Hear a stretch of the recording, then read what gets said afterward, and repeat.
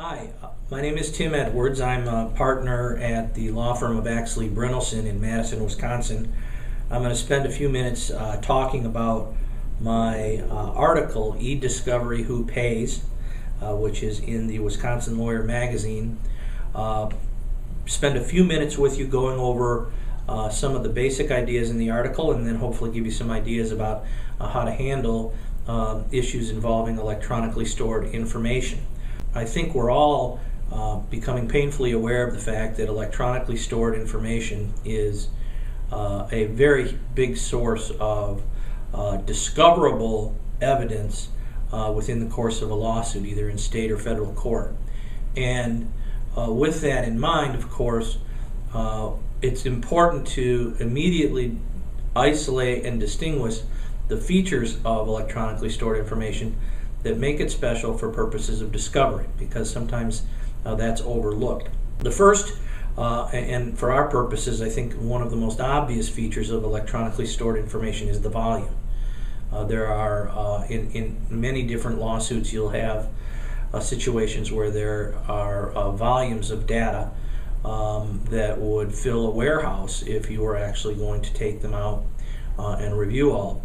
The other main feature of electronically stored information that would separate it from those boxes of documents that we used to look for is the fact that it is dispersible and can be sent to a variety of different people, to a variety of different audiences, and over and above that, often will be sent in different formats or even in different stages of the drafting of the document itself. Means you will have metadata and other documentation that has been modified over time that actually creates a living history of a document that you would never see if you were going to go and review a banker's box. All of this makes electronically stored information prime for discovery purposes. The key qualities that make it difficult are the volume of the data and the expense that is involved in securing the data for discovery purposes, which leads us to a very important question that is being litigated quite regularly, which is who pays for the production of electronically stored information within the context of a lawsuit. And that is a question that the courts have been grappling with for some time, and there are some answers that we can pin down, especially for lawyers that are practicing law in Wisconsin, that can give some guidance to this equation.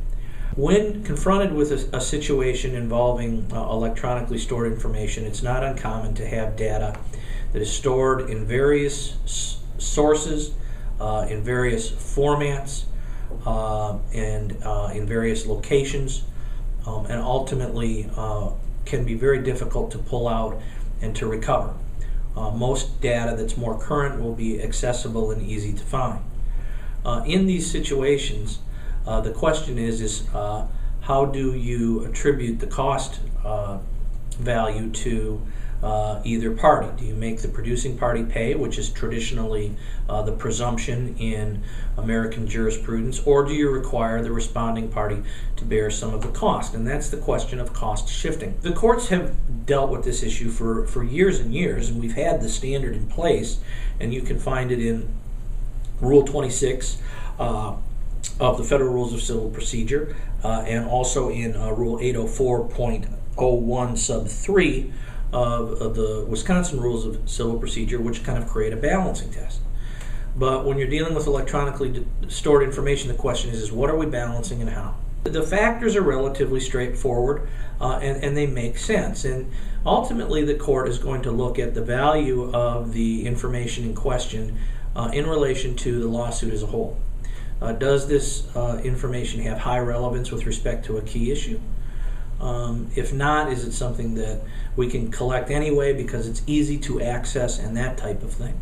The benefits to either party of producing the information is another factor. And the key factor, I think, is whether or not the information can be produced in a cost-efficient way in response to a clear and targeted discovery request. this kind of sets up the discussion for later, which is whether or not you want to be serving boilerplate discovery requests when you're seeking electronically stored information. I think this is the beginning of a movement towards much more precise approach. And if you're in that position, you want to be able to argue that on balance, you're not imposing an undue burden on your adversary because you're seeking something that is isolated and precise that can be accessed readily without a great deal of cost. All right, but what happens when that turns around and you're looking for information that is really not all that relevant and it is stored in obsolete format, or it is fragmented in some way, or it's on a backup tape that can't be regenerated without a fair amount of cost, and you insist and become greedy in your efforts to obtain discovery, what will ultimately happen is that you'll be required to pay part of the cost because the balancing test is going to cut against you.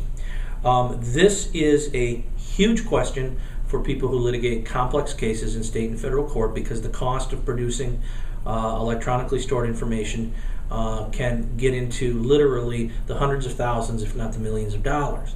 And so this is an area where there's a lot of posturing and there's a lot of back and forth. So what does this mean for lawyers? What do we do in order to make this process work? Wisconsin courts haven't addressed this question a whole lot. They will at some point in time. And but for now, federal court cases provide a lot of guidance, and they're persuasive because our standard is very similar to the federal standard in terms of balancing these factors out. So that should be the place to go for information and for authority on these issues, at least for now. What I would highly recommend to anybody who's kind of new to doing electronic discovery is to back up and think about your approach and understand that this isn't the same as just trying to discover documents on paper. There are a few things that you need to keep in mind. First, you have to have an open dialogue with opposing counsel and exchange information openly about where information is and about how to get it, or else you're never going to puzzle through these problems. And if you're not willing to do that, you're going to end up looking like you're being difficult in front of the court, and that's going to create repercussions. Meeting and conferring takes on a huge meaning in electronically stored information cases, and I have been involved in meet and confer sessions with opposing counsel in cases that go on for a full day or maybe even two to try to hammer through some of these issues. After that, you want to make sure that the discovery requests that you are drafting are very clear and targeted towards the information that you want.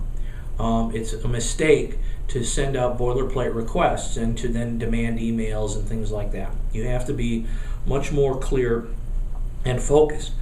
And often that may require you to learn a little information about the structure of their electronically stored information system before you move forward.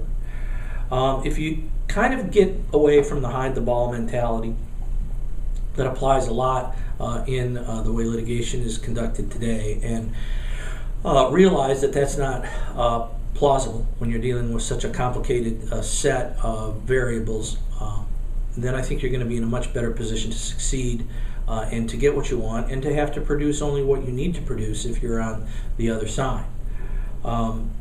So that's really a very, very general overview. There's more specific details in the article that should help you to understand what these standards are more precisely. And obviously you should always check to make sure that you're relying on law that's updated and to see if there are any new cases out there. But this is certainly a new part of the Wisconsin jurisprudence that's going to continue to develop over time, and there are tools available to help you.